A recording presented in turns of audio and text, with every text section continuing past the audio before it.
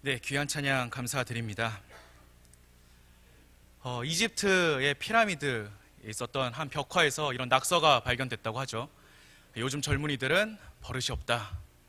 그렇죠? 네, 요즘 우리도 많이 쓰는 말이죠. 여전히 젊은이들은 어른들의 말을 귀담아 듣지 않고 또 젊은이들의 행동은 어른들이 보시기에 또 마뜩지 않은 모습들이 많이 보여지기도 합니다.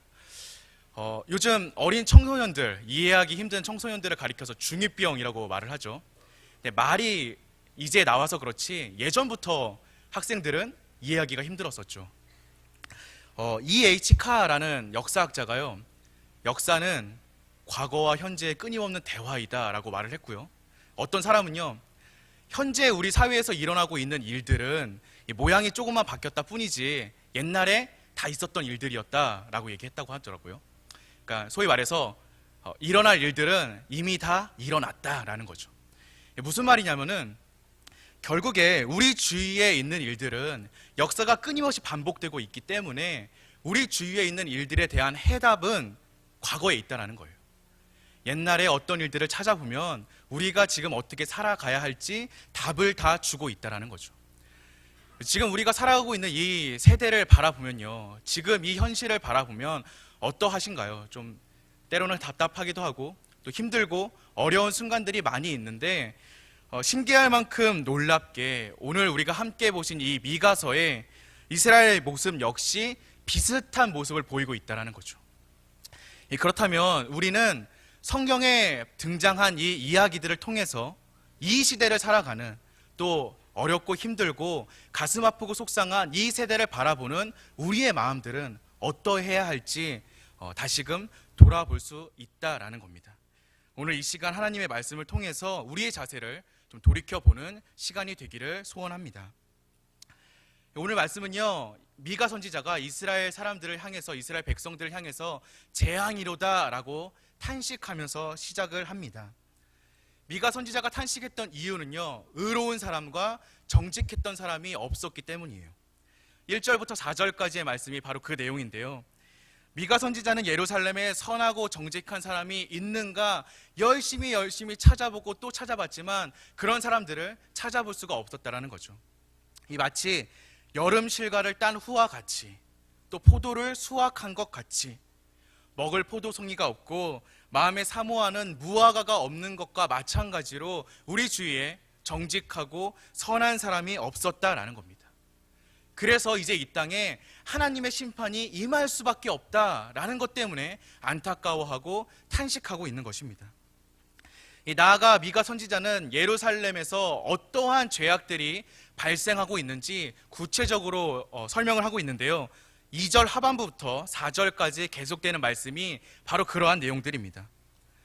미가 선지자는 무리들과 백성의 지도자, 군장과 재판자가 모두 악함에 빠졌다라고 말하고 있고요, 그중 가운데서 제일 선한 사람도 가시 같다, 그중 가운데서 가장 정직한 사람도 찔레 울타리보다 더하다라고 표현하고 있습니다. 무리나 지도자들이 모두 다 악을 행하고 있다는 겁니다. 이스라엘 백성들은 하나님의 백성으로서, 하나님의 사람들로서 그 백성다움을 보여주어야 하는데 자기들의 사역을 쫓아서 죄악을 범하고 있다는 거죠. 그렇기 때문에 하나님의 형벌이 이 땅에 임할 수밖에 없다라고 탄식하고 있는 것입니다.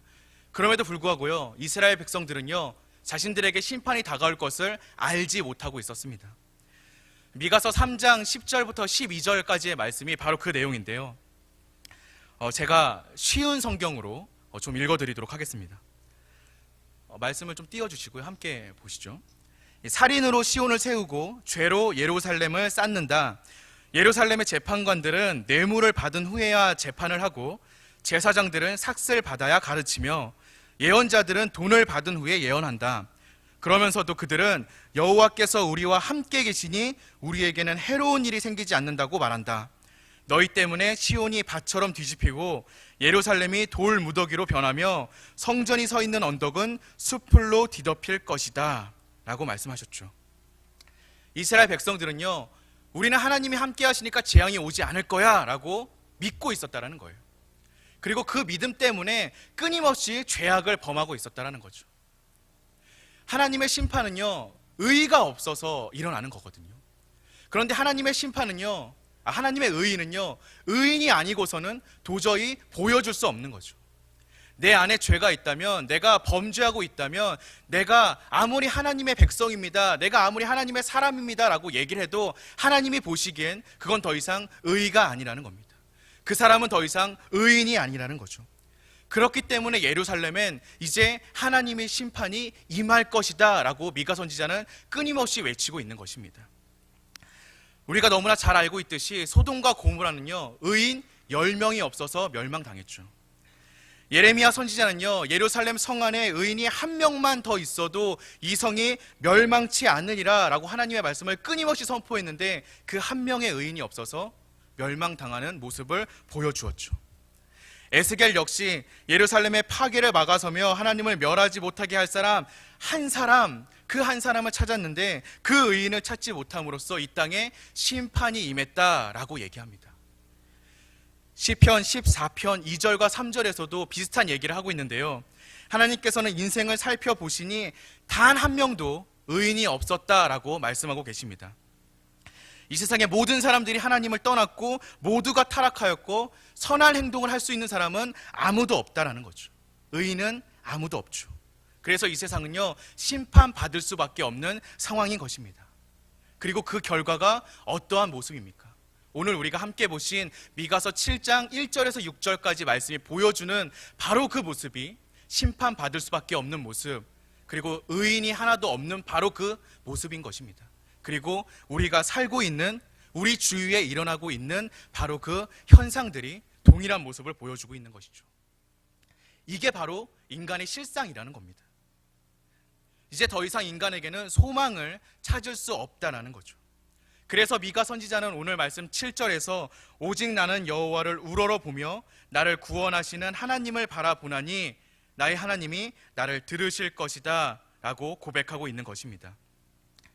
인간에게는 더 이상 정직한 것을 찾을 수가 없기 때문에, 인간에게서는 더 이상 선한 것을 찾을 수가 없기 때문에 나를 구원하신 하나님을 바라보겠습니다 라고 고백하는 거죠. 아담이 타락한 이후에 그의 허리에서 나온 모든 인간들은요, 모두 타락했죠.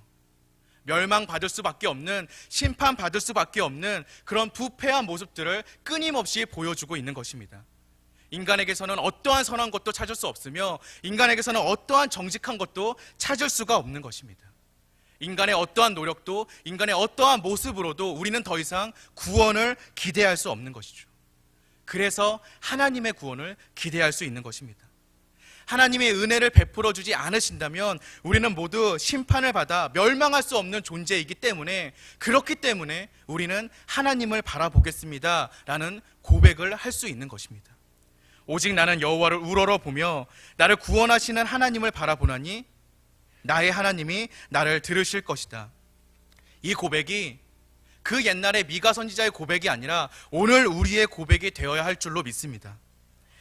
하나님께서 우리에게 은혜를 베풀어 주셔서 인간은, 아니 우리는 더 이상 선한 것을, 더 이상 정직한 것을 보여줄 수 없는 사람임을 깨닫기를 원합니다.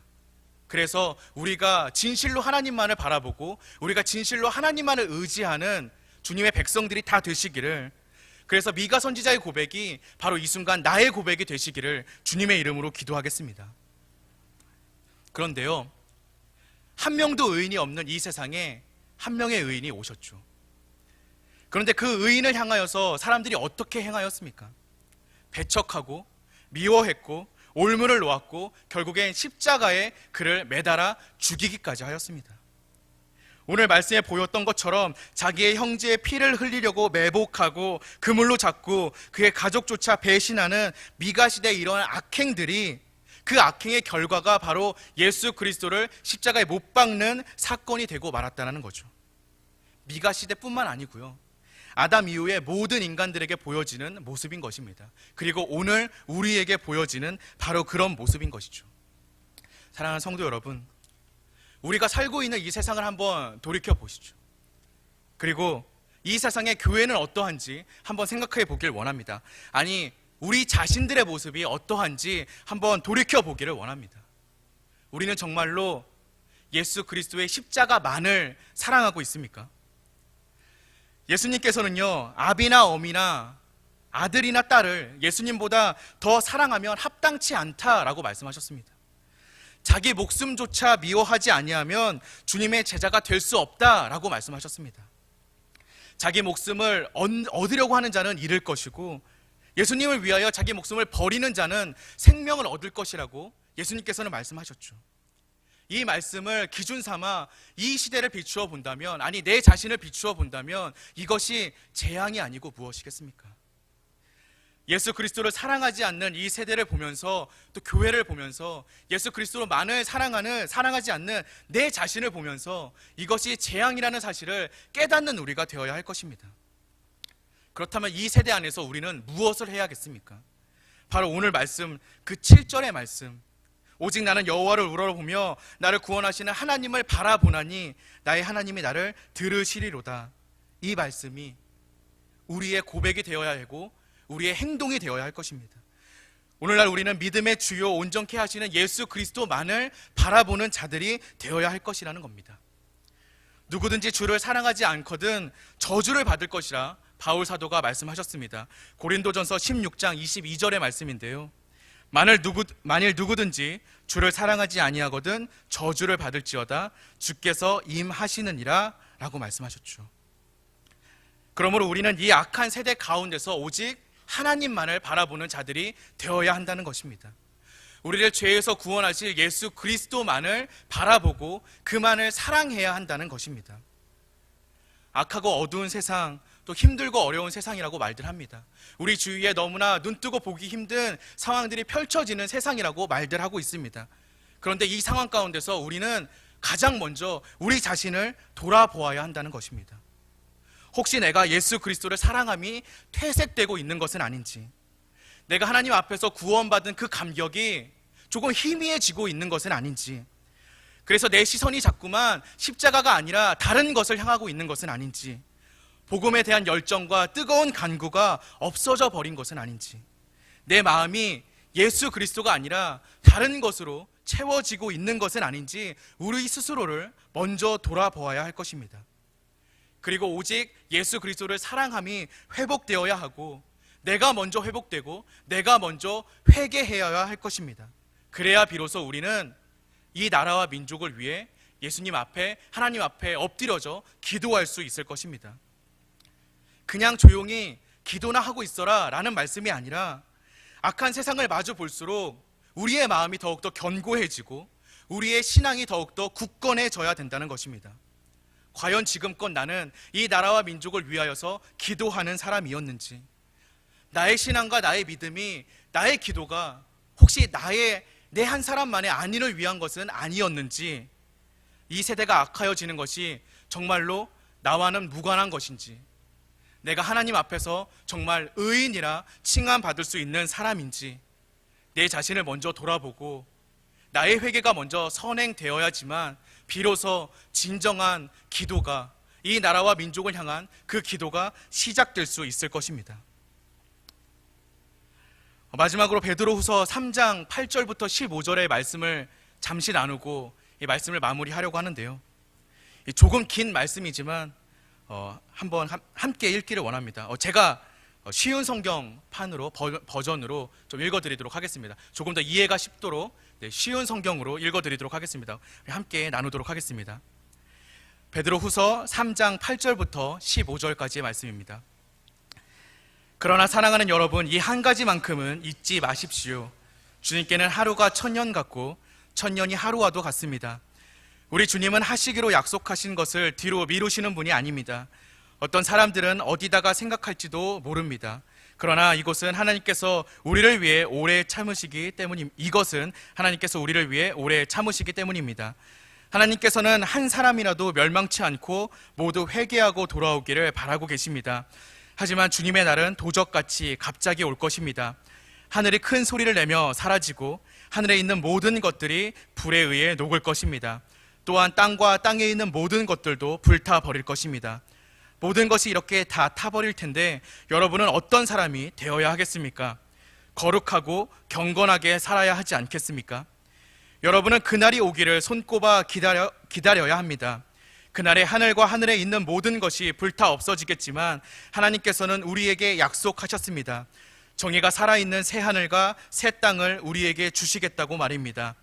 사랑하는 여러분, 그날을 기다리며 죄를 멀리하고 흠없이 살도록 노력하십시오. 하나님과 평안 가운데 거하시기 바랍니다. 우리 주님의 오래 참으심으로 우리가 구원받았다는 사실을 잊지 마시기 바랍니다. 아멘. 예수 그리스도를 믿는 우리들은 눈에 보이는 세상의 것들에 마음을 빼앗겨서는 안 될 것입니다. 다시 오실 주님만을 기다리며 다시 오실 주님을 믿는 그 믿음으로 살아가야 할 것입니다. 의에 거하는 바 새 하늘과 새 땅을 간절히 사모하는 마음으로 살아야 할 것입니다. 이렇게 사는 것이야말로 재앙의 세대에 우리에게 유일한 위로요, 유일한 소망이 될 것입니다. 성령 하나님께서 우리에게 은혜를 주셔서 이 세대를 사는 우리에게 하나님의 심판을 바라볼 수 있는 눈을 허락하시고 그것을 기대하며 또 그것을 두려워하며 살아가는 우리가 되기를 원합니다. 장차 주님의 재림과 함께 이 세상에 불타 없어질 것을 원하는 것이 아니라 정말 영원한 것이 무엇인지, 정말 진리의 말씀이 무엇인지를 다시금 깨닫고 그것을 붙잡는 우리가 되기를 원합니다. 그래서 이 땅에 소망을 두지 않게 살아가길 원하며 구원의 하나님만을 소망하고 예수 그리스도만을 사랑하는 믿음으로 살아가는 저와 여러분 되시기를 소원합니다. 더불어 그러한 믿음으로 말미암아 이 세대를 위해서 진정으로 기도하고 이 세대를 위해서 진정으로 무릎으로 나아갈 수 있는 저와 여러분 되시기를, 그렇게 눈물 흘릴 수 있는 저와 여러분 되시기를 주님의 이름으로 기도하겠습니다. 함께 기도하시겠습니다.